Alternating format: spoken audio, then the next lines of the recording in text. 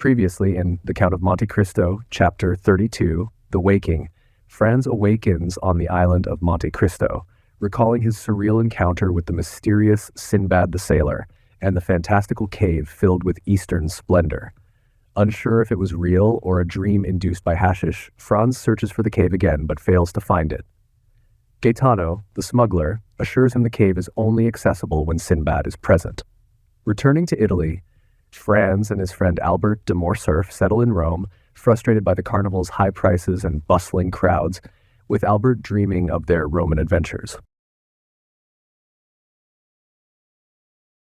Chapter 33. Roman Bandits. The next morning, Franz woke first and instantly rang the bell. The sound had not yet died away when Signor Pastrini himself entered. "Well, Excellency," said the landlord triumphantly, and without waiting for Franz to question him, "I feared yesterday, when I would not promise you anything, that you were too late. There is not a single carriage to be had. That is for the last 3 days of the Carnival." "Yes," returned Franz. "For the very 3 days it is most needed." "What is the matter?" said Albert, entering. "No carriage to be had?" "Just so," returned Franz. "You have guessed it." "Well, your eternal city is a nice sort of place."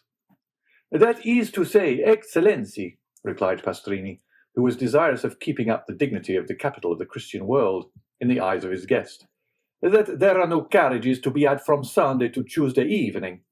But from now till Sunday, you can have 50 if you please." "Ah, that is something," said Albert. "Today is Thursday, and who knows what may arrive between this and Sunday?" 10 or 12,000 travellers will arrive," replied Franz, "which will make it still more difficult." "My friend," said Morcerf, "let us enjoy the present without gloomy forebodings for the future."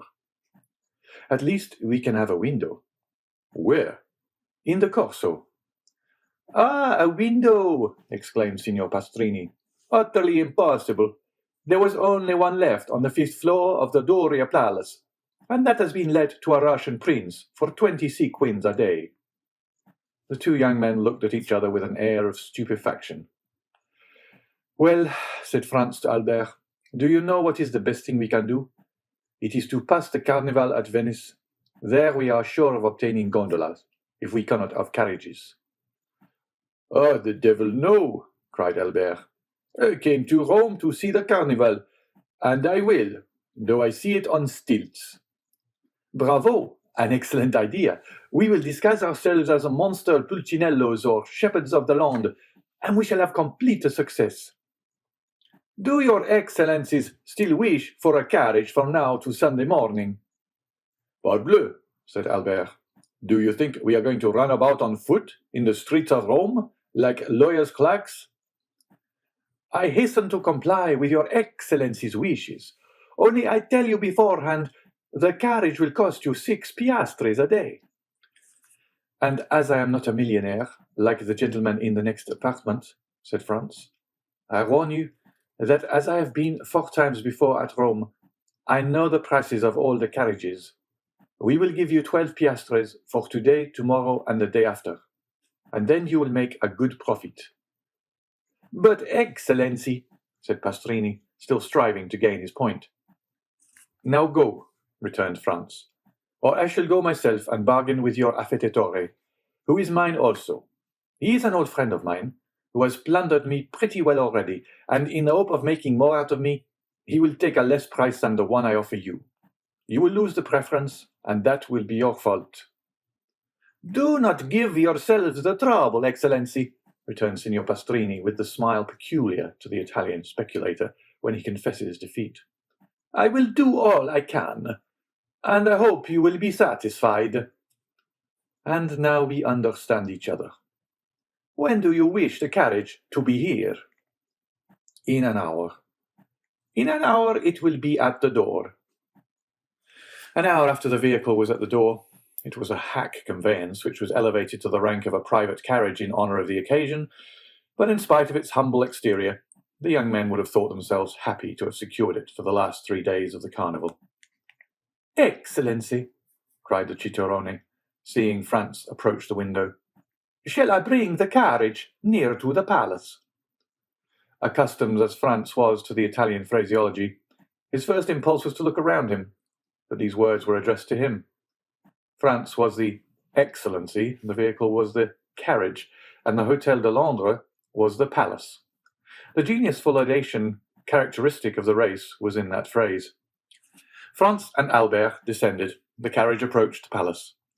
Their Excellencies stretched their legs along the seats. The Cicerone sprang into the seat behind. "Where do your Excellencies wish to go?" asked he. "To St. Peter's first, and then to the Colosseum," returned Albert. But Albert did not know that it takes a day to see St. Peter's, and a month to study it. The day was passed at St. Peter's alone. Suddenly the daylight began to fade away. Franz took out his watch. It was 4:30. They returned to the hotel. At the door, Franz ordered the coachman to be ready to 8. He wished to show Albert the Colosseum by moonlight, as he had shown him St. Peter's by daylight. When we show a friend a city one has already visited, we feel the same pride as when we point out a woman whose lover we have been. He was to leave the city by the Porta del Popolo, skirt the outer wall, and re-enter by the Porta San Giovanni. Thus they would behold the Colosseum, without finding their impressions dulled by first looking on the Capitol, the Forum, the Arch of Septimus Severus, the Temple of Antoninus and Faustina, and the Via Sacra. They sat down to dinner. Signor Pastrini had promised them a banquet. He gave them a tolerable repast. At the end of the dinner he entered in person. Franz thought that he came to hear his dinner praised, and began accordingly. But at the first words he was interrupted. "Excellency," said Pastrini, "I am delighted to have your approbation, but it was not for that I came." "Did you come to tell us you have procured a carriage?" asked Albert, lighting his cigar. "No, and your Excellencies will do well not to think of that any longer. At Rome things can or cannot be done. When you are told anything cannot be done, there is an end of it. It is much more convenient at Paris. When anything cannot be done, you pay double, and it is done directly." "That is what all the French say," returned Signor Pastrini, somewhat piqued. "For that reason, I do not understand why they travel." "But," said Albert, emitting a volume of smoke and balancing his chair on its hind legs, "only madmen or blockheads like us ever do travel. Men in their senses do not quit their hotel in the Rue du Helder, their walk on the Boulevard de Gand, and the Café de Paris." It is of course understood that Albert resided in the aforesaid street, appeared every day on the fashionable walk, and dined frequently at the only restaurant where you can really dine. That is, if you are on good terms with its frequenters. Signor Pastrini remained silent a short time. It was evident that he was musing over this answer, which did not seem very clear. "But," said Franz, in his turn interrupting his host's meditation, "you had some motive for coming here. May I beg to know what it was?" "Yes, you have ordered your carriage at 8 o'clock precisely." "I have." "You intend visiting il Colosseo." "You mean the Colosseum?" "It is the same thing. You have told your coachman to leave the city by the Porta del Popolo, to drive around the walls and re-enter by the Porta San Giovanni." "These are my words exactly." "Well, this route is impossible." "Impossible?" "Very dangerous, to say the least." "Dangerous? Why?" "On account of the famous Luigi Vampa." "Pray, who may this famous Luigi Vampa be?" inquired Albert. "He may be very famous at Rome, but I can assure you he is quite unknown at Paris." "What? Do you not know him?" "I have not that honor." "You have never heard his name?" "Never." "Well, then, he is a bandit, compared to whom the De Caceres and the Gasparones were mere children." "Now then, Albert," cried Franz, "here is a bandit for you at last." "I forewarn you, Signor Pastrini, that I shall not believe one word of what you are going to tell us. Having told you this, begin." "Once upon a time." "Well, go on." Signor Pastrini turned toward Franz, who seemed to him the more reasonable of the two. We must do him justice. He had had a great many Frenchmen in his house, but had never been able to comprehend them. Excellency, said he gravely, addressing Franz, if you look upon me as a liar, it is useless for me to say anything. It was for your interest. Albert does not say you are a liar, Signor Pastrini, said Franz, but that he will not believe what you are going to tell us. But I will believe all you say, so proceed. But if your Excellency doubt my veracity, Signor Pastrini, returned Franz, you are more susceptible than Cassandra, who was a prophetess, and yet no one believed her, while you at least are sure of the credence of half your audience. Come, sit down and tell us all about this Signor Vampa. I had told your Excellency, he is the most famous bandit we have had since the days of Mastrilla. Well, what has this bandit to do with the order I have given the coachman to leave the city by the Porta del Popolo and to re-enter by the Porta San Giovanni? This, replied Signor Pastrini, that you will go out by one, but I very much doubt your returning by the other. Why? Asked Franz. Because after nightfall you are not safe 50 yards from the gates. On your honor, is that true? Cried Albert. Count, returned Signor Pastrini, hurt at Albert's repeated doubts of the truth of his assertions. I do not say this to you, but to your companion, who knows Rome and knows too that these things are not to be laughed at. My dear fellow, said Albert, turning to Franz, here is an admirable adventure. We will fill our carriage with pistols, blunderbusses, and double-barreled guns. Luigi Vampa comes to take us, and we take him. We bring him back to Rome and present him to His Holiness the Pope, who asks how he can repay so great a service. Then we merely ask for a carriage and a pair of horses, and we see the Carnival in the carriage, and doubtless the Roman people will crown us at the Capitol and proclaim us like Curtius and the veiled Horatius, the preservers of their country. Whilst Albert proposed this scheme, Signor Pastrini's face assumed an expression impossible to describe. And pray, asked Franz, where are these pistols, blunderbusses, and other deadly weapons with which you intend filling the carriage? Not out of my armory, for at Terracina I was plundered even of my hunting knife. I shared the same fate at Acquapendente. Do you know, Signor Pastrini, said Albert, lighting a second cigar at the first, that this practice is very convenient for bandits, and that it seems to be due to an arrangement of their own. Doubtless Signor Pastrini found this pleasantry compromising, for he only answered half the question, and then he spoke to Franz, as the only one likely to listen with attention. Your Excellency knows that it is not customary to defend yourself when attacked by bandits. What? Cried Albert, whose courage revolted at the idea of being plundered tamely. Not make any resistance? No, for it would be useless. What could you do against a dozen bandits who spring out of some pit, ruin, or aqueduct, and level their pieces at you? Parbleu, they should kill me. The innkeeper turned to Franz with an air that seemed to say, Your friend is decidedly mad. My dear Albert, returned Franz, your answer is sublime and worthy the let him die of Corneille. Only, when Horace made that answer, the safety of Rome was concerned, but as for us it is only to gratify a whim, and it would be ridiculous to risk our lives for so foolish a motive. Albert poured himself out a glass of Lacrima Christi, which he sipped at intervals, muttering some unintelligible words. Well, Signor Pastrini, said Franz, now that my companion is quieted, and you have seen how peaceful my intentions are, tell me, who is this Luigi Vampa? Is he a shepherd or a nobleman? Young or old? Tall or short?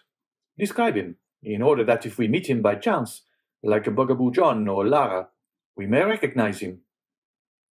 You could not apply to anyone better able to inform you on all these points, for I knew him when he was a child, and one day that I fell into his hands, going from Ferentino to Altri, he, fortunately for me, recollected me and set me free, not only without a ransom, but made me a present of a very splendid watch, and related his history to me. Let us see the watch, said Albert. Signor Pastrini drew from his fob a magnificent Breguet, bearing the name of its maker, of Parisian manufacture, and a count's coronet. Here it is, said he. Best, returned Albert. I compliment you on it. I have its fellow. He took his watch from his waistcoat pocket. And it cost me 3,000 francs.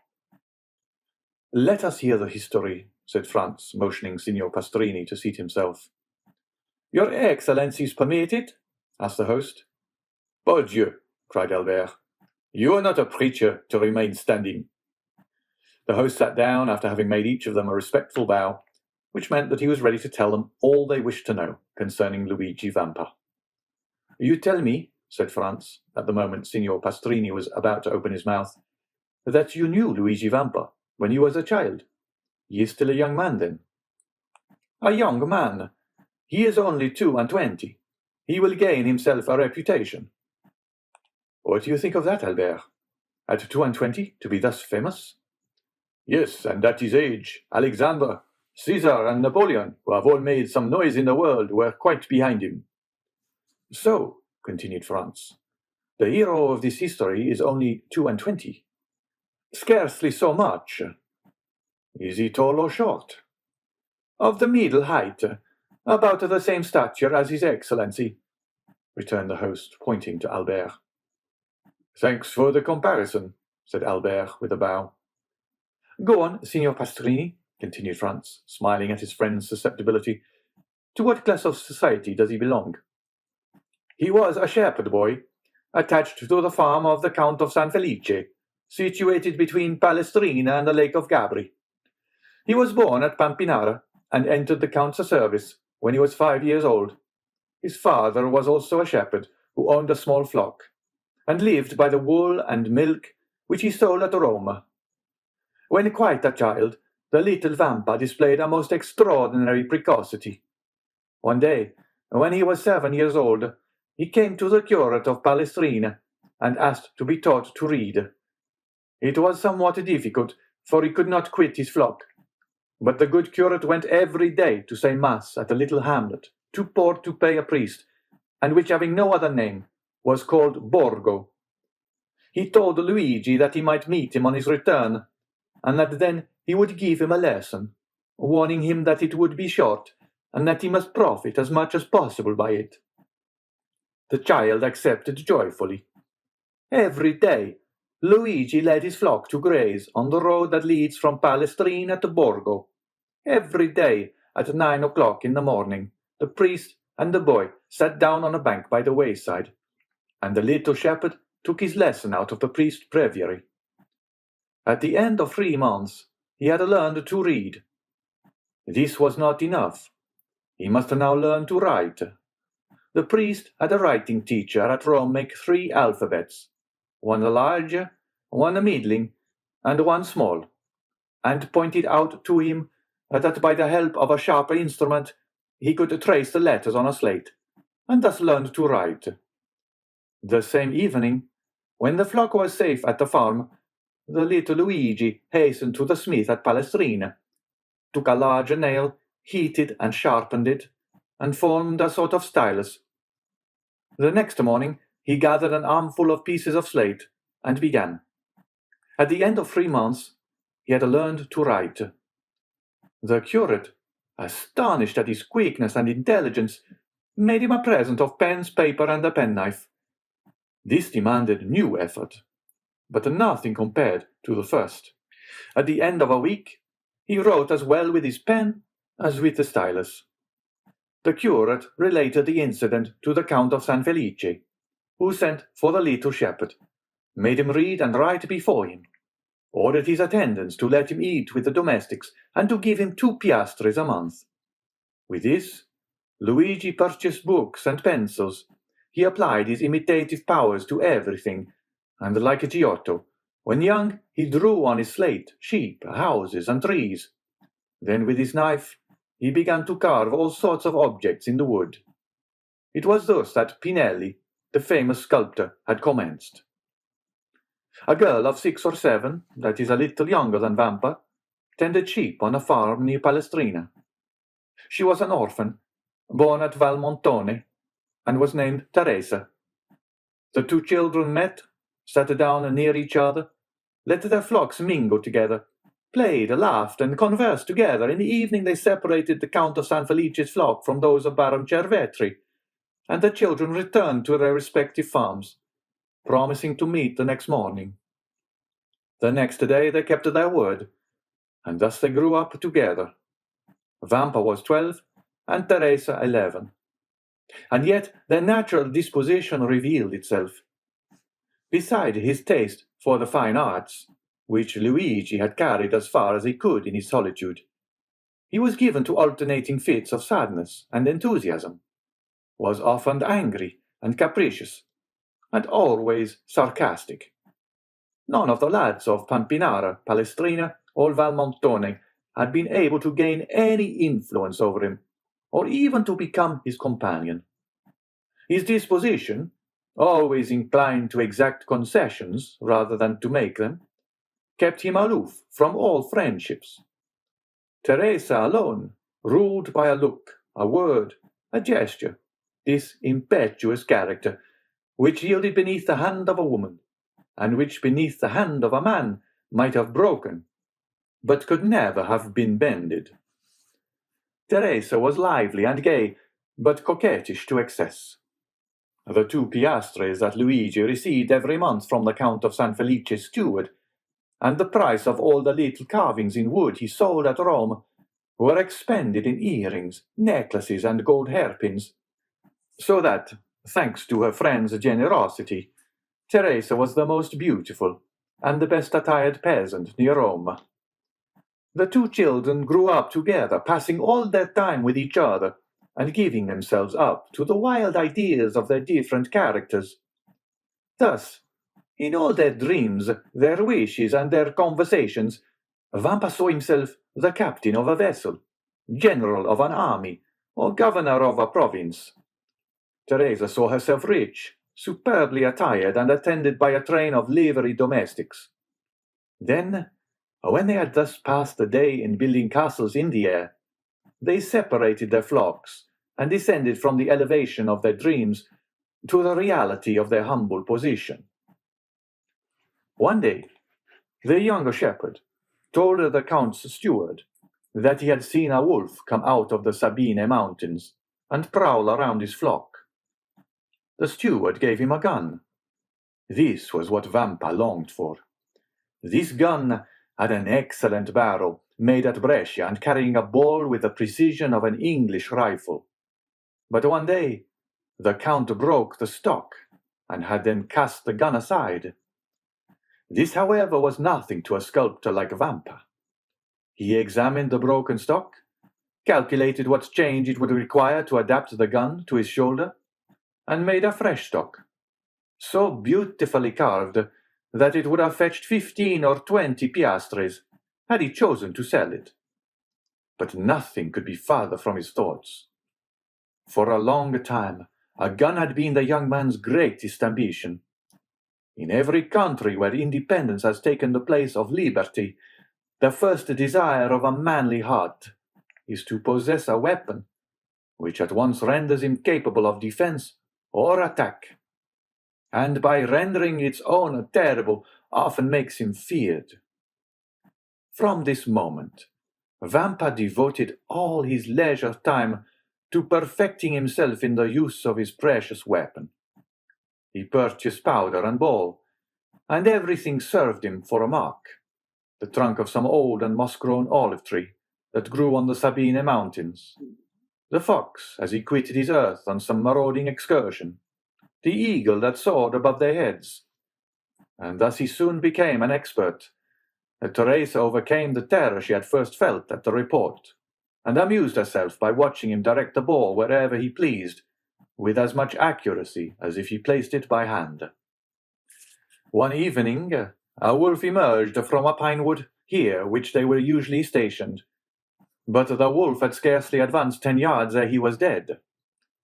Proud of this exploit, Vampa took the dead animal on his shoulders and carried him to the farm. These exploits had gained Luigi considerable reputation. The man of superior abilities always finds admirers, go where he will. He was spoken of as the most adroit, the strongest, and the most courageous contadino for 10 leagues around, and although Teresa was universally allowed to be the most beautiful girl of the Sabines, no one had ever spoken to her of love, because it was known that she was beloved by Vampa. And yet the two young people had never declared their affection. They had grown together, like two trees whose roots are mingled, whose branches intertwined, and whose intermingled perfume rises to the heavens. Only their wish to see each other had become a necessity, and they would have preferred death to a day's separation. Teresa was 16 and Vampa 17. About this time a band of brigands that had established itself in the Lepini mountains began to be much spoken of. The brigands have never been really extirpated from the neighborhood of Rome. Sometimes a chief is wanted, but when a chief presents himself, he rarely has to wait long for a band of followers. The celebrated Cucumetto, pursued in the Abruzzo, driven out of the kingdoms of Naples where he had carried on a regular war, had crossed the Garigliano like Manfred, and had taken refuge on the banks of the Amasine, between Sonnino and Giuperno. He strove to collect a band of followers, and follow the footsteps of De Charis and Gasperone, whom he hoped to surpass. Many young men of Palestrina, Frascati, and Pappinara had disappeared. Their disappearance at first caused much disquietude, but it was soon known that they had joined Cucumetto. After some time, Cucumetto became the object of a universal attention. The most extraordinary traits of ferocious daring and brutality were related of him.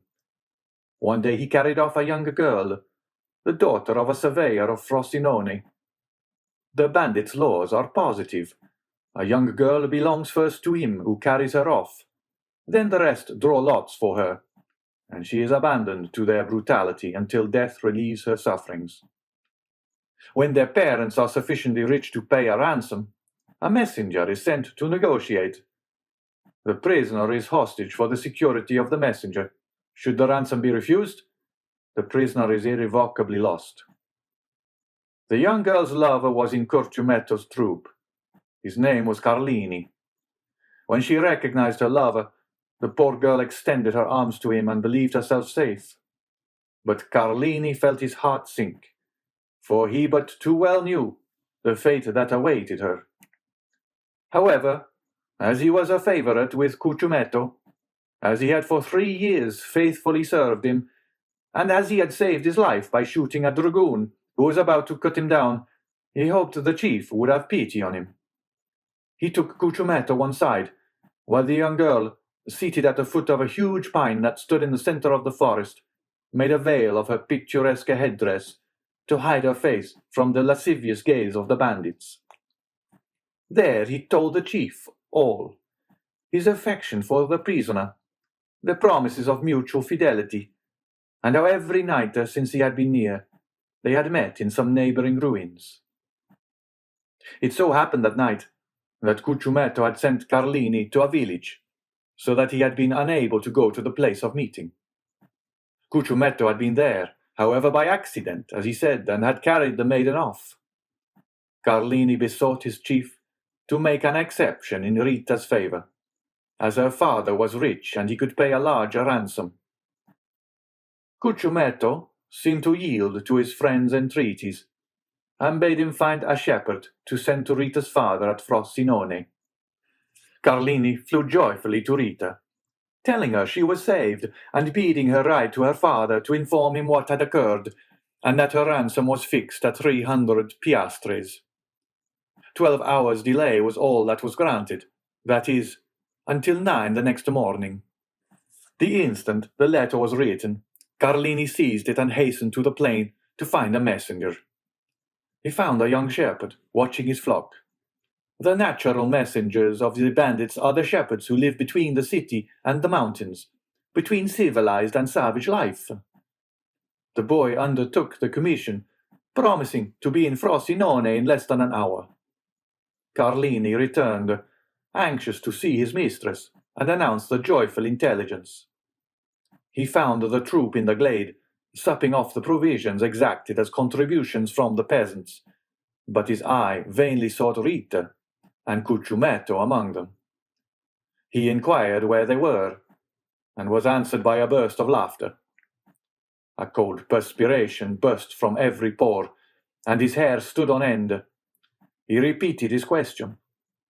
One of the bandits rose and offered him a glass, filled with Orvieto, saying, "To the health of the brave Cucumetto and the fair Rita." At this moment Carlini heard a woman's cry. He divined the truth, seized the glass, broke it across the face of him who presented it, and rushed towards the spot whence the cry came. After 100 yards, he turned the corner of the thicket. He found Rita senseless in the arms of Cucumetto. At the sight of Carlini, Cucumetto rose, a pistol in each hand. The two brigands looked at each other for a moment, the one with a smile of lasciviousness on his lips, the other with the pallor of death on his brow. A terrible battle between the two men seemed imminent, but by degrees Carlini's features relaxed. His hand, which had grasped one of the pistols in his belt, fell to his side. Rita lay between them. The moon lighted the group. "Well," said Cucumetto, "have you executed your commission?" "Yes, Capitaine," returned Carlini. "At 9 o'clock tomorrow, Rita's father will be here with the money. It is well. In the meantime, we will have a merry night. This young girl is charming and does credit to your taste. Now, as I am not egotistical, we will return to our comrades and draw lots for her." "You have determined, then, to abandon her to the common law," said Carlini. "Why should an exception be made in her favor?" "I thought that my entreaties—" "What right have you, any more than the rest, to ask for an exception?" "It is true. But never mind," continued Cucumetto, laughing. "Sooner or later your turn will come." Carlini's teeth clinched convulsively. "Now then," said Cucumetto, advancing toward the other bandits. "Are you coming? I follow you."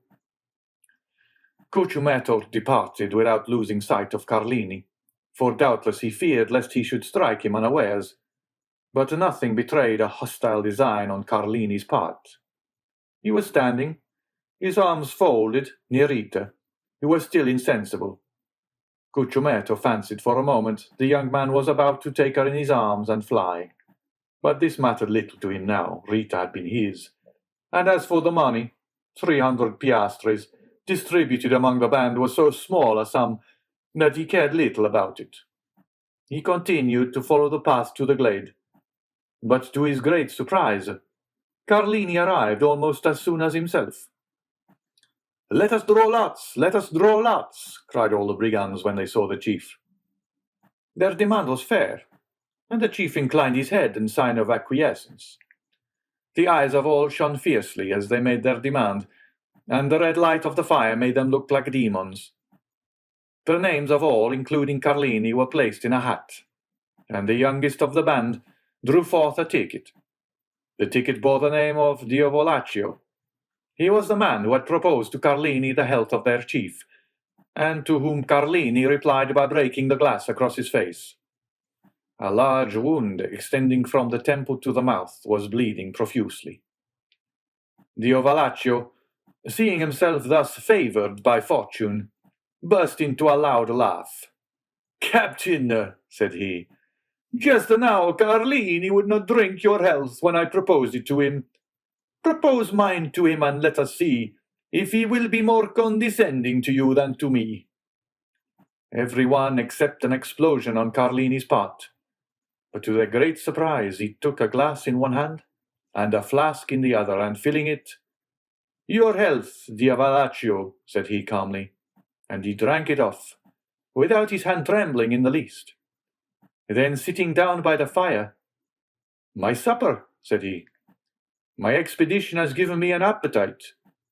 "Well done, Carlini," cried the brigands. "That is acting like a good fellow." And they all formed a circle round the fire, while Diavolaccio disappeared. Carlini ate and drank as if nothing had happened. The bandits looked on with astonishment at this singular conduct, until they heard footsteps. They turned round and saw Diavolaccio bearing the young girl in his arms. Her head hung back and her long hair swept the ground. As they entered the circle, the bandits could perceive by the firelight the unearthly pallor of the young girl and of Diavolaccio. This apparition was so strange and so solemn that everyone rose, with the exception of Carlini, who remained seated and ate and drank calmly. Diavolaccio advanced amidst the most profound silence, and laid Rita at the captain's feet. Then everyone could understand the cause of the unearthly pallor in the young girl and the bandit. A knife was plunged up to the hilt in Rita's left breast. Everyone looked at Carlini. The sheath at his belt was empty. "Ah," said the chief, "I now understand why Carlini stayed behind." All savage natures appreciate a desperate deed. No other of the bandits would, perhaps, have done the same. But they all understood what Carlini had done. "Now then," cried Carlini, rising in his turn, and approaching the corpse, his hand on the butt of one of his pistols. "Does anyone dispute the possession of this woman with me?" "No," returned the chief. "She is thine." Carlini raised her in his arms, and carried her out of the circle of firelight. Cucumetto placed his sentinels for the night, and the bandits wrapped themselves in their cloaks, and lay down before the fire. At midnight, the sentinel gave the alarm, and in an instant all were on the alert. It was Rita's father, who brought his daughter's ransom in person. "Here," said he to Cucumetto, "here are the 300 piastres. Give me back my child." But the chief, without taking the money, made a sign to him to follow. The old man obeyed. They both advanced beneath the trees, through whose branches streamed the moonlight. Cucumetto stopped at last, and pointed to two persons grouped at the foot of a tree. "There," said he, "demand thy child of Carlini. He will tell thee what has become of her." And he returned to his companions. The old man remained motionless. He felt that some great and unforeseen misfortune hung over his head.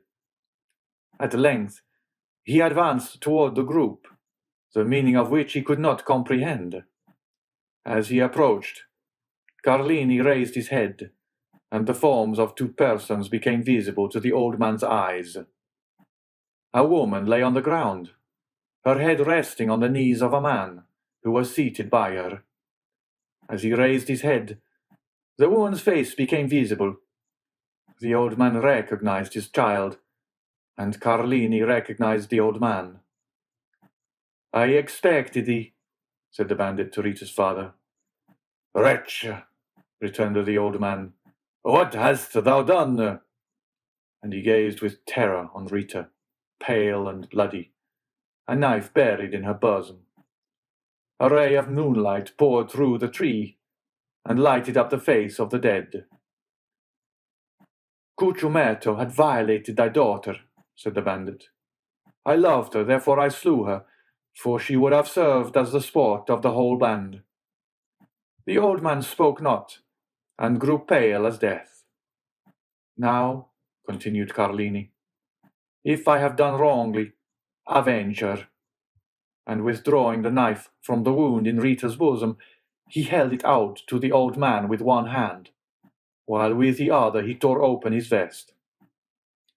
"Thou hast done well," returned the old man in a hoarse voice. "Embrace me, my son." Carlini threw himself, sobbing like a child, into the arms of his mistress's father. These were the first tears the man of blood had ever wept. "Now," said the old man, "aid me to bury my child." Carlini fetched 2 pickaxes, and the father and the lover began to dig at the foot of a huge oak, beneath which the young girl was to repose. When the grave was formed, the father kissed her first and then the lover afterwards, one taking the head, the other the feet. They placed her in the grave. Then they knelt on each side of the grave and said the prayers of the dead. Then, when they had finished, they cast the earth over the corpse until the grave was filled. Then, extending his hand, the old man said, "I thank you, my son, and now leave me alone." "Yet," replied Carlini, "leave me, I command you." Carlini obeyed, rejoined his comrades, folded himself in his cloak, and soon appeared to sleep as soundly as the rest. It had been resolved the night before to change their encampment. An hour before daybreak, Cucumetto aroused his men and gave the word to march. But Carlini would not quit the forest without knowing what had become of Rita's father. He went toward the place where he had left him. He found the old man suspended from one of the branches of the oak which shaded his daughter's grave. He then took an oath of bitter vengeance over the dead body of the one and the tomb of the other. But he was unable to complete his oath, for 2 days afterwards, in an encounter with the Roman carbineers, Carlini was killed. There was some surprise, however, that as he was with his face to the enemy, he should have received a ball between his shoulders. That astonishment ceased when one of the brigands remarked to his comrades that Cucumetto was stationed 10 paces in Carlini's rear when he fell. On the morning of the departure from the forest of Frosinone, he had followed Carlini in the darkness, and heard this oath of vengeance, and like a wise man, anticipated it.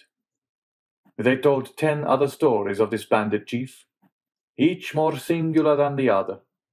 Thus, from Fondi to Perusia, everyone trembles at the name of Cucumetto. These narratives were frequently the theme of conversation between Luigi and Teresa. The young girl trembled very much at hearing the stories, but Vampa reassured her with a smile, tapping the butt of his good fowling piece, which threw its ball so well, and if that did not restore her courage, he pointed to a crow perched on some dead branch, took aim, touched the trigger, and the bird fell dead at the foot of the tree. Time passed on, and the 2 young people had agreed to be married when Vampa should be 20 and Teresa 19 years of age. They were both orphans and had only their employer's leave to ask, which had been already sought and obtained. One day, when they were talking over their plans for the future, they heard 2 or 3 reports of firearms, and then suddenly a man came out of the wood near which the 2 young persons used to graze their flocks, and hurried towards them. When he came within hearing, he exclaimed, "I am pursued! Can you conceal me?" They knew full well that this fugitive must be a bandit, but there is an innate sympathy between the Roman brigand and the Roman peasant, and the latter is always ready to aid the former. Vampa, without saying a word, hastened to the stone that closed up the entrance to their grotto, drew it away, made a sign to the fugitive to take refuge there in a retreat unknown to everyone, closed the stone upon him, and then went and resumed his seat by Teresa. Instantly afterwards, 4 carbineers on horseback appeared on the edge of the wood. 3 of them appeared to be looking for the fugitive, while the 4th dragged a brigand prisoner by the neck. The 3 carbineers looked about carefully on every side, saw the young peasants, and galloping up began to question them. They had seen no one. "That is very annoying," said the brigadier, "for the man we are looking for is the chief." "Cucumetto," cried Luigi and Teresa at the same moment. "Yes, sir," replied the brigadier, "and as his head is valued at 1,000 Roman crowns, there would have been 500 for you if you had helped us to catch him." The two young persons exchanged looks. The brigadier had a moment's hope. 500 crowns are 3,000 lire, and 3,000 lire are a fortune for two poor orphans who are going to be married. Yes, it is very annoying, said Vampa, but we have not seen him. Then the Carliniers scoured the country in different directions, but in vain. Then after a time they disappeared. Vampa then removed the stone, and Cucumetto came out. Through the crevices in the granite, he had seen the two young peasants talking with the Carliniers, and guessed the subject of their parley. He had read in the countenances of Luigi and Teresa their steadfast resolution not to surrender him, and he drew from his pocket a purse full of gold, which he offered to them. But Vampa raised his head proudly. As to Teresa, her eyes sparkled when she thought of all the fine gowns and gay jewelry she could buy with this purse of gold. Cucumetto was a cunning fiend, and had assumed the form of a brigand instead of a serpent, and this look from Teresa showed to him that she was a worthy daughter of Eve, and he returned to the forest, pausing several times on his way, under the pretext of saluting his protectors. Several days elapsed, and they neither saw nor heard of Cucumetto. The time of the Carnival was at hand. The Count of San Felice announced a grand masked ball, to which all that were distinguished in Rome were invited. Teresa had great desire to see this ball. Luigi asked permission of his protector, the steward, that she and he might be present amongst the servants of the house. This was granted. The ball was given by the Count for the particular pleasure of his daughter Carmela, whom he adored. Carmela was precisely the age and figure of Teresa, and Teresa was as handsome as Carmela. On the evening of the ball, Teresa was attired in her best, her most brilliant ornaments in her hair, and gayest glass beads. She was in the costume of the women of Frascati. She wore the very picturesque garb of the Roman peasant at holiday time. They both mingled, as they had leave to do, with the servants and the peasants. The festa was magnificent, but only was the villa brilliantly illuminated, but thousands of colored lanterns were suspended from the trees in the garden, and very soon the palace overflowed to the terraces, and the terraces to the garden walks. At each crosspath was an orchestra, and tables spread with refreshments. The guests stopped, formed quadrilles, and danced in any part of the grounds they pleased. Carmela was attired like a woman of Sonnino. Her cap was embroidered with pearls. The pins in her hair were of gold and diamonds. Her girdle was of Turkey silk with large embroidered flowers.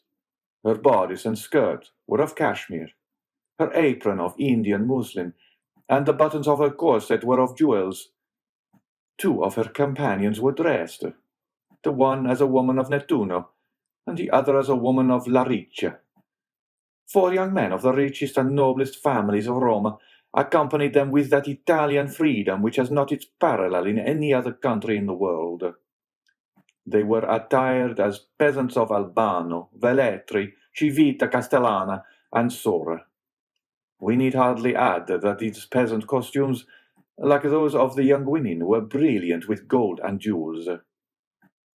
Carmela wished to form a quadrille, but there was one lady wanting. Carmela looked all around her, but not one of the guests had a costume similar to her own, or those of her companions. The Count of San Felice pointed out Teresa, who was hanging on Luigi's arm in a group of peasants. "Will you allow me, father?" said Carmela. "Certainly," replied the Count. "Are we not in Carnival time?" Carmela turned towards a young man who was talking with her and saying a few words to him, pointed with her finger to Teresa. The young man looked, bowed in obedience, and then went to Teresa and invited her to dance in a quadrille directed by the Count's daughter. Teresa felt a flush pass over her face. She looked at Luigi, who could not refuse his assent. Luigi slowly relinquished Teresa's arm, which he had held beneath his own, and Teresa, accompanied by her elegant cavalier, took her appointed place with much agitation in the aristocratic quadrille. Certainly, in the eyes of an artist, The exact and strict costume of Teresa had a very different character from that of Carmela and her companions, and Teresa was frivolous and coquettish, and thus the embroidery and muslins, the cashmere waist girdles, all dazzled her, and the reflection of sapphires and diamonds almost turned her giddy brain. Luigi felt a sensation hitherto unknown arising in his mind. It was like an acute pain, which gnawed at his heart, and then thrilled through his whole body. He followed with his eye each movement of Teresa and her cavalier. When their hands touched, he felt as though he should swoon. Every pulse beat with violence, and it seemed as though a bell were ringing in his ears. When they spoke, although Teresa listened timidly and with downcast eyes to the conversation of her cavalier, as Luigi could read in the ardent looks of the good-looking young man that his language was that of praise. It seemed as if the whole world was turning round with him, and all the voices of hell were whispering in his ears ideas of murder and assassination. Then, fearing that his paroxysm might get the better of him, he clutched with one hand the branch of a tree against which he was leaning, and with the other convulsively grasped the dagger with a carved handle which was in his belt, and which unwittingly he drew from the scabbard from time to time. Luigi was jealous. He felt that, influenced by her ambitions and coquettish disposition, Teresa might escape him. The young peasant girl, at first timid and scared, soon recovered herself. We have said that Teresa was handsome, but this is not all. Teresa was endowed with all those wild graces which are so much more potent than our affected and studied elegancies. She had almost all the honours of the quadrille, and if she were envious of the Count of San Felice's daughter, we will not undertake to say that Carmela was not jealous of her. And with overpowering compliments, her handsome cavalier led her back to the place whence he had taken her, and where Luigi waited her. Twice or thrice, during the dance, the young girl had glanced at Luigi, and each time she saw that he was pale, and that his features were agitated. Once even the blade of his knife, half drawn from its sheath, had dazzled her eyes with its sinister glare. Thus it was almost tremblingly that she resumed her lover's arm. The quadrille had been most perfect, and it was evident there was a great demand for a repetition, Carmela alone objecting to it.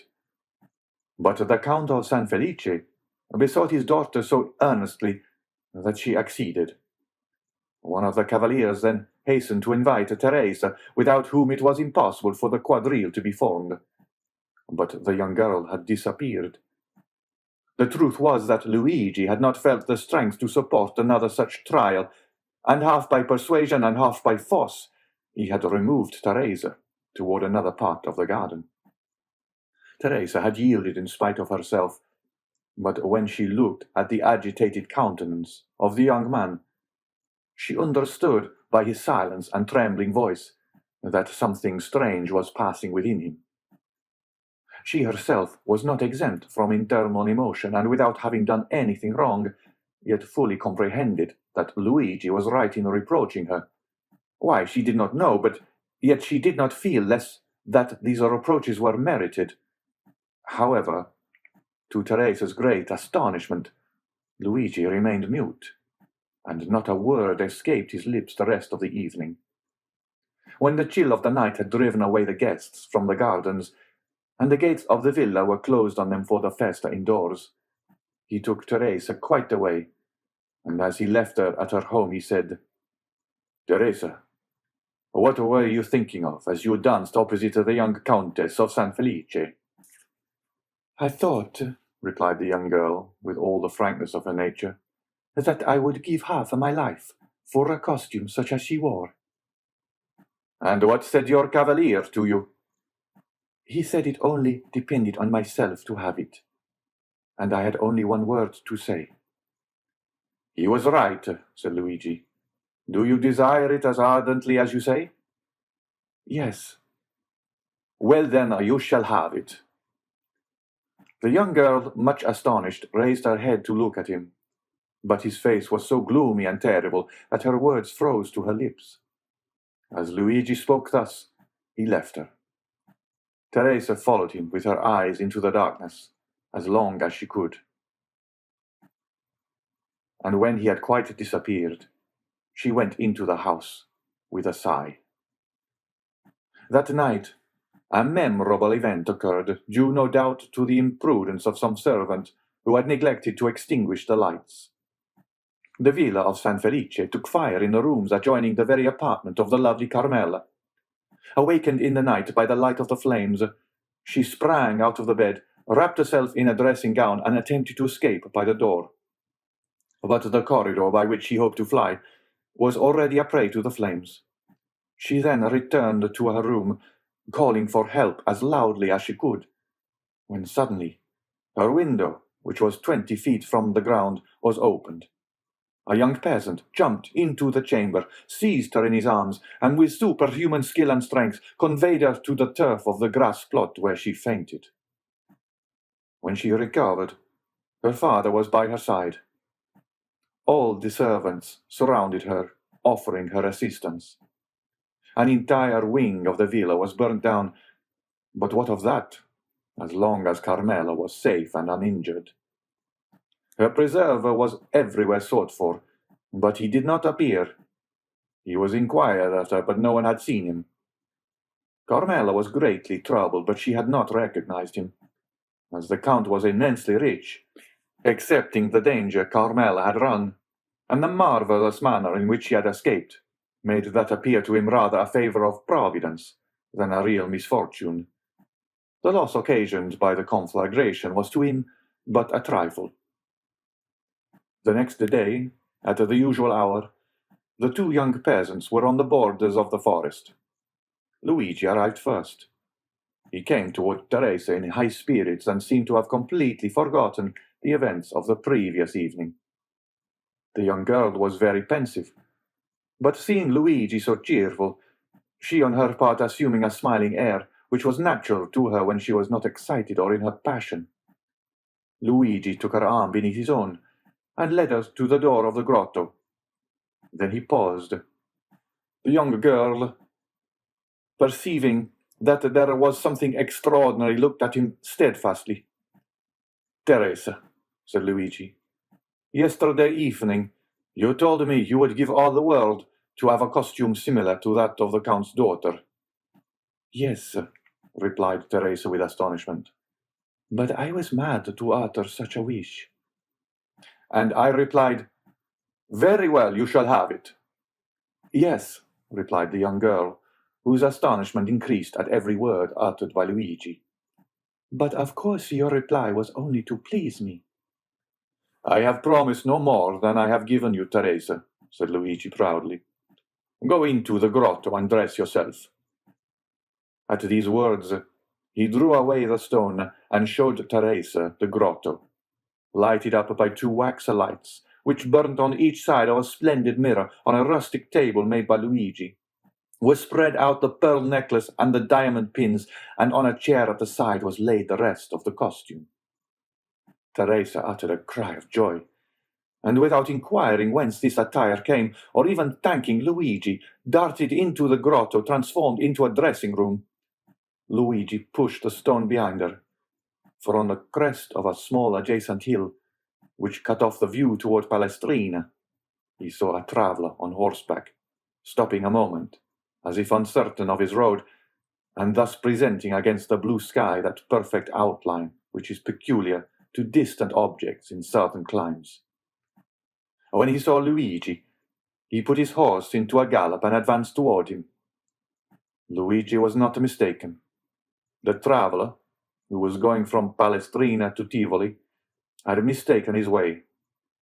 The young man directed him, but as at a distance of a quarter of a mile the road again divided into three ways, and on reaching these the traveller might again stray from his route, he begged Luigi to be his guide. Luigi threw his cloak on the ground, placed his carbine on his shoulder, and, freed from his heavy covering, preceded the traveller with the rapid step of a mountaineer, which a horse can scarcely keep up with. In 10 minutes, Luigi and the traveller reached the crossroads. On arriving there, with an air as majestic as that of an emperor, he stretched his hand towards that of one of the roads, which the traveller was to follow. "That is your road, Excellency, and now you cannot again mistake." "And here is your recompense," said the traveller, offering the young herdsman some small pieces of money. "Thank you," said Luigi, drawing back his hand. "I render a service. I do not sell it." "Well," replied the traveller, who seemed used to this difference between the servility of a man of the cities and the pride of the mountaineer, "if you refuse wages, you will perhaps accept a gift." "Ah, yes, that is another thing." "Then," said the traveller, "take these 2 Venetian sequins, and give them to your bride to make herself a pair of earrings." "And then do you take this poniard?" said the young herdsman. "You will not find one better carved between Albano and Civita Castellana." "I accept it," answered the traveller, "but then the obligation will be on my side, for this poniard is worth more than 2 sequins." "For a dealer, perhaps, but for me, who engraved it myself, it is hardly worth a piastre." "What is your name?" inquired the traveller. "Luigi Vampa," replied the shepherd, with the same air as he would have replied, "Alexander, King of Macedon." "And yours?" "I," said the traveller, "am called Sinbad the Sailor." Franz Epinay started with surprise. "Sinbad the Sailor?" he said. "Yes," replied the narrator. "That was the name which the traveller gave to Vampa as his own." "Well, and what may you have to say against this name?" inquired Albert. "It is a very pretty name, and the adventures of the gentleman of that name amused me very much in my youth, I must confess." Franz said no more. The name of Sinbad the Sailor, as may well be supposed, awakened in him a world of recollections, as had the name of the Count of Monte Cristo on the previous evening. "Proceed," said he to the host. Vampa put the 2 sequins haughtily into his pocket, and slowly returned by the way he had gone. As he came within 200 or 300 paces of the grotto, he thought he heard a cry. He listened to know whence this sound could proceed. A moment afterwards, he thought he heard his own name pronounced distinctly. The cry proceeded from the grotto. He bounded like a chamois, cocking his carbine as he went, and in a moment reached the summit of a hill opposite to that on which he had perceived the traveller. 3 cries for help came more distinctly to his ear. He cast his eyes around him and saw a man carrying off Teresa, as Nessus the centaur carried Deianira. This man, who was hastening toward the wood, was already 3/4 of the way on the road from the grotto to the forest. Vampa measured the distance. The man was at least 200 paces in advance of him, and there was not a chance of overtaking him. The young shepherd stopped, as if his feet had been rooted to the ground. Then he put the butt of his carbine to his shoulder, took aim at the ravisher, followed him for a second in his track, and then fired. The ravisher stopped, suddenly. His knees bent under him, and he fell with Teresa in his arms. The young girl rose instantly, but the man lay on earth, struggling in the agonies of death.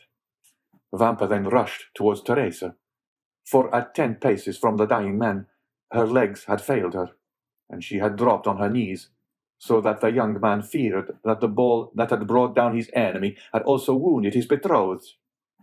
Fortunately, she was unscathed, and it was fright alone that had overcome Teresa. When Luigi had assured himself that she was safe and unharmed, he turned towards the wounded man. He had just expired, with clenched hands, his mouth in a spasm of agony, and his hair on end in the sweat of death. His eyes remained open and menacing. Vampa approached the corpse and recognized Cucumetto, on which the bandit had been saved by the 2 young peasants. He had been enamored of Teresa, and had sworn she should be his. From that time he had watched them, and profiting by the moment when her love had left her alone, had carried her off, and believed he at length had her in his power, when the ball, directed by the unerring skill of the young herdsman, had pierced his heart. Vampa gazed on him for a moment without betraying the slightest emotion, while on the contrary, Teresa, shuddering in every limb, dared not approach the slain ruffian, but by degrees, and threw a hesitating glance at the dead body over the shoulder of her lover. Suddenly, Vampa turned towards his mistress. "Ah," said he, "good, good, you are dressed. It is now my turn to dress myself."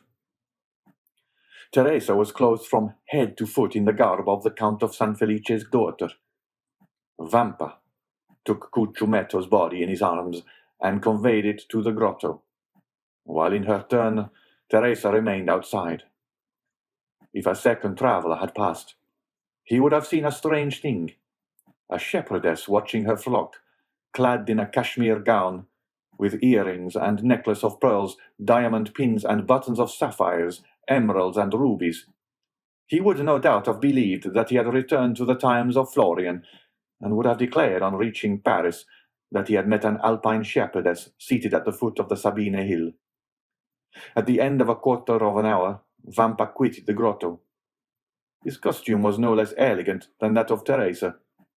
He wore a vest of garnet-coloured velvet, with buttons of cut gold, a silk waistcoat covered with embroidery, a Roman scarf tied around his neck, a cartridge box worked with gold and red and green silk, sky-blue velvet breeches, fastened above the knee, with diamond buckles, garters of deerskin, worked with 1,000 arabesques, and a hat whereon hung ribbons of all colours. 2 watches hung from his girdle, and a splendid poniard was on his belt.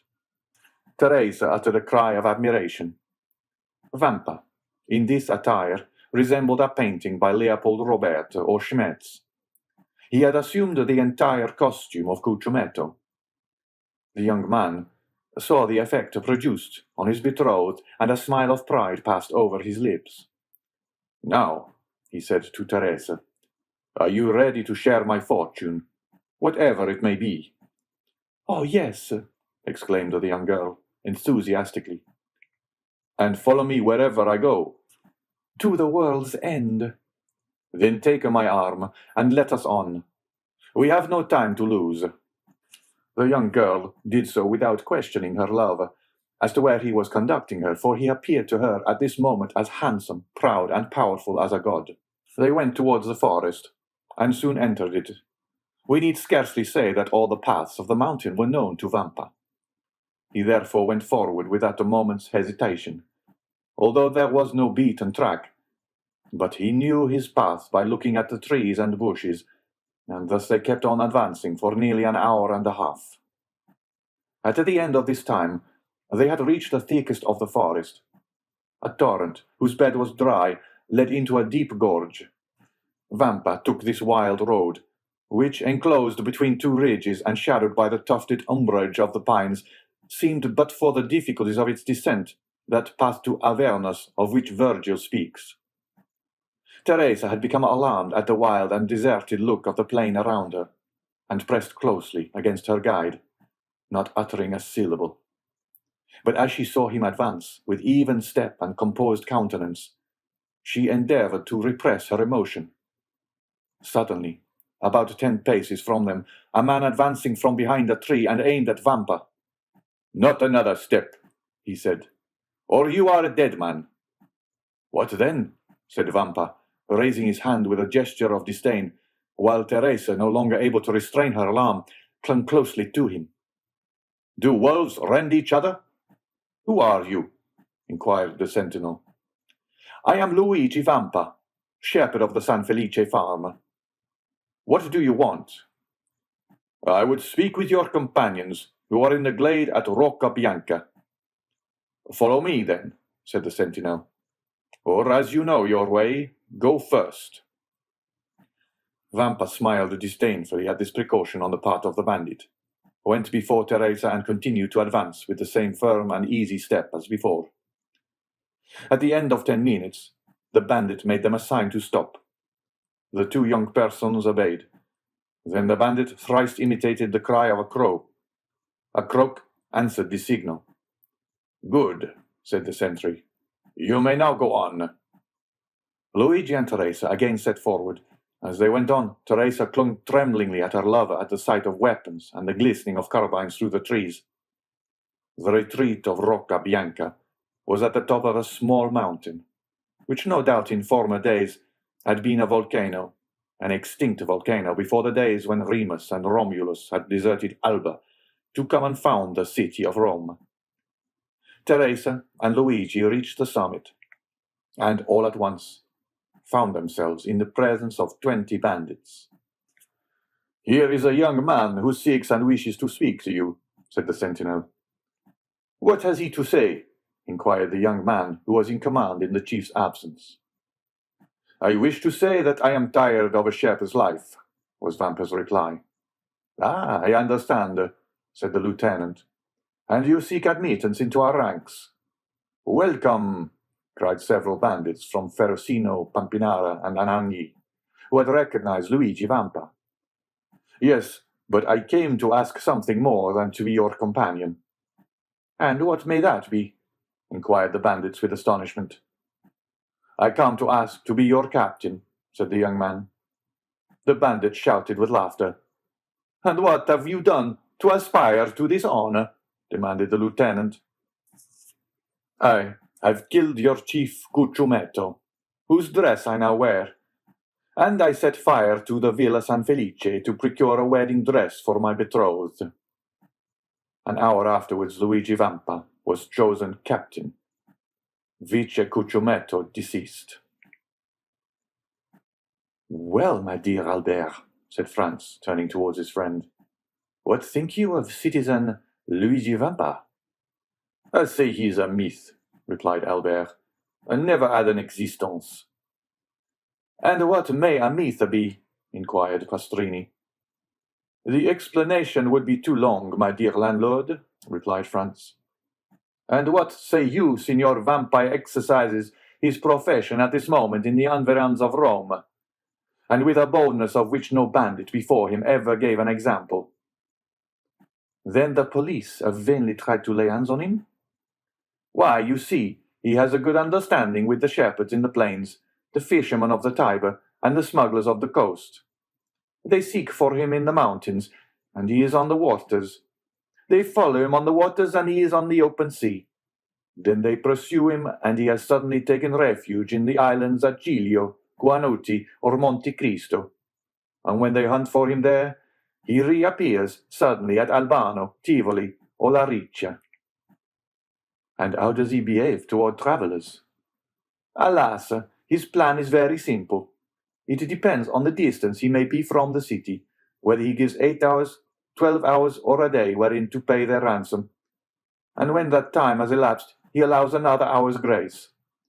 At the 60th minute of this hour, if the money is not forthcoming, he blows out the prisoner's brains with a pistol shot, or plants his dagger in his heart, and that settles the account."